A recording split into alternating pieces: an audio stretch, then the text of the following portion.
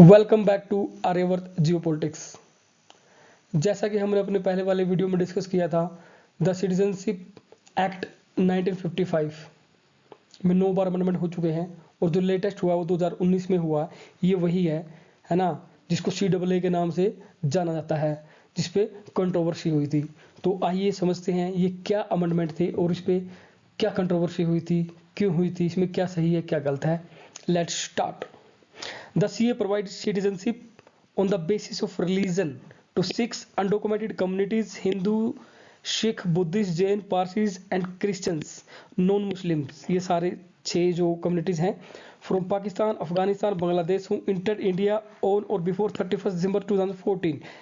यानी कि ये जो अमेंडमेंट किया गया है द सिटीजनशिप एक्ट 1955 में, 2019 में जो अमेंडमेंट किया है गवर्नमेंट ने, वो ये कहता है कि जो 31 दिसंबर 2014 तक पाकिस्तान, अफगानिस्तान और बांग्लादेश से ये 6 रिलीजन के लोग, कौन से 6 religion? Hindu, Sikh, Buddhist, Jain, Parsi and Christian, यानी कि मुस्लिम को छोड़ के जो आ गए हैं, इलीगल मिग्रेंट हैं, जो जिनके पास डॉक्यूमेंट नहीं है, उनको सिटीजनशिप दी जाएगी। अब देखो, सबसे बड़ी कंट्रोवर्सी यहाँ पे ये होती है कि जो इंडियन मुस्लिम है उनको ये लगा कि उनके साथ रिलीजन के नाम पे हो गया भेदभाव, है ना। उनको मिसअंडरस्टैंडिंग होगी बेसिकली ये, क्योंकि इसको, ये जो अमेंडमेंट किया गया है ना, इसको समझने के लिए हमें हिस्टोरिकल व्यू लेना पड़ेगा। हर चीज़ के कई एंगल होते हैं, है ना। बट ये जो प्योरली हमें समझना है, इसको हिस्टोरिकल कॉन्टेक्स्ट में ही समझा जा सकता है। हिस्टोरिकल कॉन्टेक्स्ट में समझना पड़ेगा इसको, ठीक है।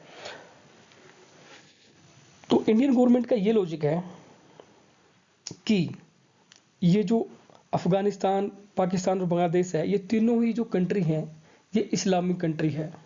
इनका संविधान में क्लियरली लिखा हुआ है कि इस्लामिक कंट्री है, ठीक है। अब इन कंट्रीज में कोई रिलीजन के नाम पे प्रताड़ित होगा तो कौन हो सकता है? वो जो मुस्लिम नहीं है वही हो सकता है ना। क्योंकि किसी इस्लामिक कंट्री में और कोई इस्लामिक कोई मुस्लिम ये बोले कि मेरे साथ रिलीजन के नाम पे भेदभाव किया गया, तो ये तो इलॉजिकल है, ये तो कोई लॉजिक बनता ही नहीं है कि नहीं। तो इंडियन गवर्नमेंट ने ये जो अमेंडमेंट किया है इसलिए किया है। देखो, पाकिस्तान इंडिया का पार्ट था, रिलीजन के नाम पे अलग हुआ था, रिलीजन के नाम पे वो लोग वहां चले गए, लैंड अलग होगी हमारे, है ना। फिर पाकिस्तान से बांग्लादेश बना 1971 में, है ना। बांग्लादेश का कॉन्स्टिट्यूशन भी कहता है कि इस्लामिक कंट्री है, पाकिस्तान का भी कहता है इस्लामिक कंट्री है, अफगानिस्तान भी इस्लामिक कंट्री है। रिलीजन के नाम पे गए, देश का बंटवारा हुआ, हमारी लैंड गई, ठीक है। मुस्लिम लीग जो थी जिन्ना की, है ना, 2 नेशन थ्योरी में बिलीव करती थी, उसने अपना अलग कंट्री बना लिया कि यहाँ पे जो है माइनॉरिटी जो मुस्लिम जो है सेफ नहीं है, इस नाम पे जो है पाकिस्तान बन गया। लेकिन अब इसका एक दूसरा एंगल समझिए। मुस्लिम लीग के सारे लोग पाकिस्तान नहीं गए थे, सारे लोग फेवर नहीं कर रहे थे कि अलग कंट्री बने, कंट्री डिवाइड हो।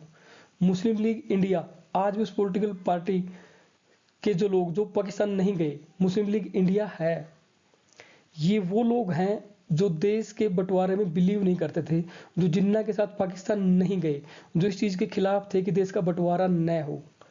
देखो, अपने राइट की बात सभी करते हैं, ये पॉलिटिकल पार्टी भी कर रही थी, कोई दिक्कत नहीं है, सभी करते हैं, करो।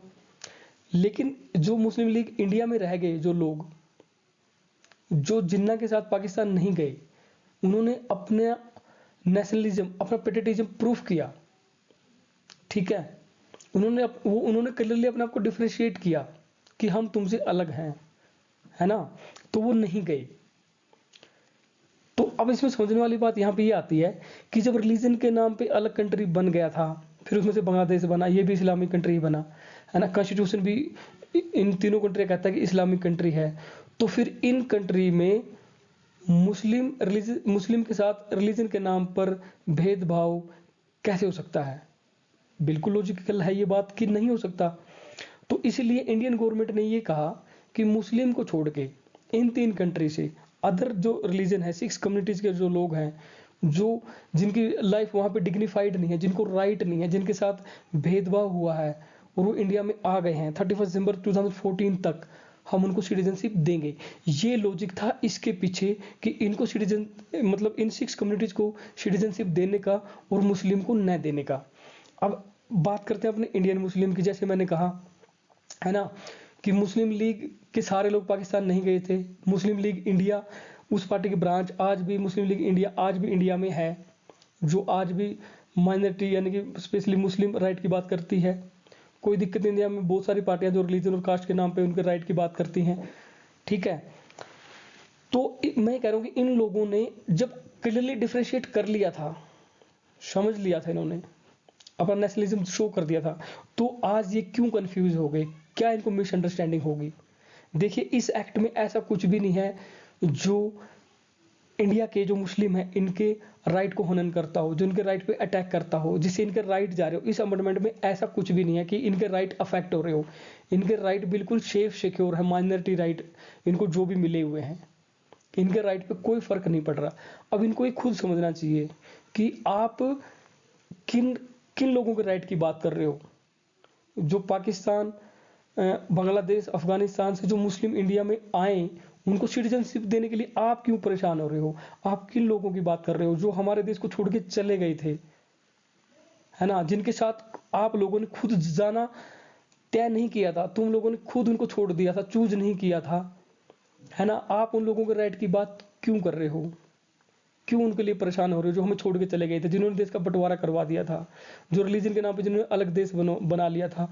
अब वो उसी देश में, है ना, वही रिलीजन होते हुए वही रिलीजन के नाम पे देश बना है, तो उनके साथ रिलीजन के नाम पे भेदभाव कैसे हो सकता है। आप खुद सोचिए, आप उनके राइट की बात क्यों कर रहे हो जो हमें छोड़ के चले गए थे, जिन्होंने देश का बंटवारा करवा दिया था, है ना। आपको बिल्कुल इक्वल राइट मिले हुए हैं, है ना, माइनॉरिटी राइट, आपको सारे राइट मिले हुए हैं। इस एक्ट में ऐसा कुछ भी नहीं है जो जिसे आपके राइट जा रहे हो। तो ये पॉलिटिकली मतलब लोगों को एक भड़काने वाली बात होती है अपने पॉलिटिकल गेन के लिए, है ना। ये मिसकंसेप्शन क्रिएट किए गए, है ना। तो आप खुद समझिए ना, इसमें आपके राइट पे तो कोई आंच आ ही नहीं रही है, आपके राइट्स बिल्कुल सेफ है, सिक्योर है। आप इसको हिस्टोरिकल कॉन्टेक्स्ट में समझिए, है ना, कि आप कह रहे हो कि इन कंट्री से आने वाले लोगों को भी सिटीजनशिप, मतलब इस रिलीजन के लोगों को भी सिटीजनशिप क्यों नहीं दे रहे हो इन कंट्री से आने वाले लोगों के लिए। ये बात सही है कि इन कंट्रीज में जो भी है बेसिक जो रूट्स हैं वो हम सब की एक ही है, इंडिया में इंडियंस हैं। और इंडिया ने यही सोच के कि ये लोगों को डिग्निफाइड लाइफ दी जाए, दर दर ना भटके वो, है ना, क्योंकि बेसिकली वो है तो इंडियन ओरिजिन के, इसलिए अमेंडमेंट किया है। बट हमारे इंडियन मुस्लिम्स का ये जो कंसेप्ट है कि मुस्लिम्स को भी दिया जाए, है ना। आप केवल रिलीजन के नाम पे उनसे कनेक्ट हो रहे हो, है ना, रिलीजन के नाम पे कनेक्ट होने की जरूरत नहीं। यहाँ पे रिलीजन के नाम पे कोई भेदभाव नहीं हुआ। आप इसको हिस्टोरिकल कॉन्टेक्स्ट में समझिए कि इंडियन गवर्नमेंट का ये लॉजिक है कि इन 3 कंट्री में जो कि इस्लामिक कंट्री है, रिलीजन के नाम पे मुस्लिम्स के साथ तो भेदभाव हो ही नहीं सकता, है ना। इसलिए इन 6 कम्युनिटी के लोगों को सिटीजनशिप देने की बात की गई है। और जो इंडिया के मुस्लिम है इनके साथ रिलीजन के नाम पे कोई डिस्क्रिमिनेशन नहीं हुआ, इनके राइट पे कोई अटैक नहीं हुआ है, बिल्कुल सेफ है, सिक्योर है, ठीक है। दूसरा इसका एक और एस्पेक्ट है असम के साथ। असम के लोग क्यों अपोज कर रहे थे CAA का, वो कॉन्टेक्स्ट भी समझ लेते हैं।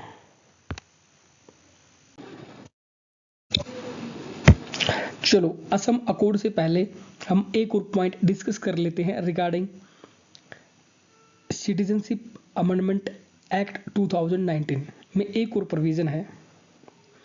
देखिए कि हमारे कंट्री में ये 2 एक्ट हैं, foreigner act 1946 and passport act 1920, है ना। इन 2 एक्ट के तहत कोई भी व्यक्ति अगर इलीगल तरीके से इंडिया में आ गया है या जिसका वीज़ा एक्सपायर हो गया है फिर भी इंडिया में रह रहा है, उनके खिलाफ क्रिमिनल केसेस करके कार्रवाई की जाती है, यानी कि उनके लिए पुनिशमेंट का प्रावधान है इन 2 एक्ट में।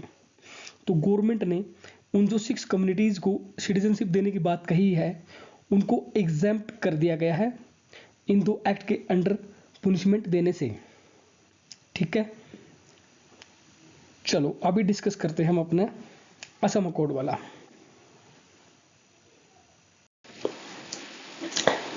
चलो अभी समझते हैं हम असम अकॉर्ड वाला।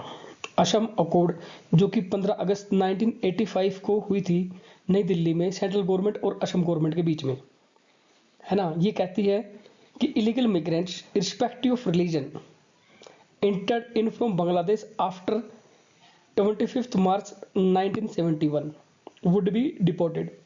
यानी कि जो 25 मार्च 1971 के बाद बांग्लादेशी असम में आ गए हैं, चाहे वो किसी भी रिलीजन के हो, उनको वापस भेजा जाएगा, है ना। अब ये अकॉर्ड में और CAA में आप समझ गए होंगे कि कहाँ पे कंट्राडिक्शन हो रहा है, कहाँ पे पेज फंस रहा है।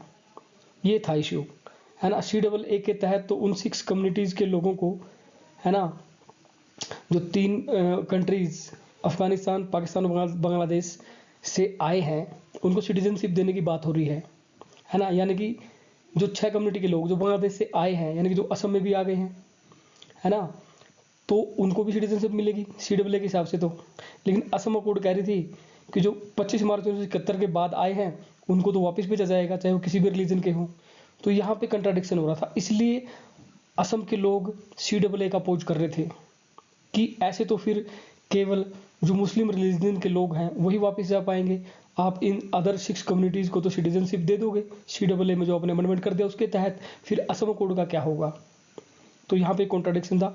बट फिर भी हाउएवर मैं यही कहूँगा कि ये इंटरनल मैटर है अपना, सेंट्रल और स्टेट गवर्नमेंट के बीच में है, ये कोई हार्ड एंड फास्ट नहीं है, कोई परमानेंट नहीं है, इसमें भी अमेंडमेंट हो सकता है ना। क्योंकि जो फॉरेन रिलेशन होते हैं, हमारी फॉरेन पॉलिसी होती हैं, जो नेशनल इंटरेस्ट होते हैं, वो बड़ी चीज़ होती है, उसके लिए इंटरनल एडजस्टमेंट बहुत ईजी है, वो बिल्कुल किया जाना चाहिए, है ना। तो आई होप आप समझ गए होंगे। हमने 2 एस्पेक्ट डिस्कस किए हैं CAA के। एक तो हमारे जो मुस्लिम्स थे वो क्यों उसका अपोज कर रहे थे, क्या उनको मिसअंडरस्टैंडिंग थी, है ना। एक तो ये वाला एस्पेक्ट हमने डिस्कस किया है।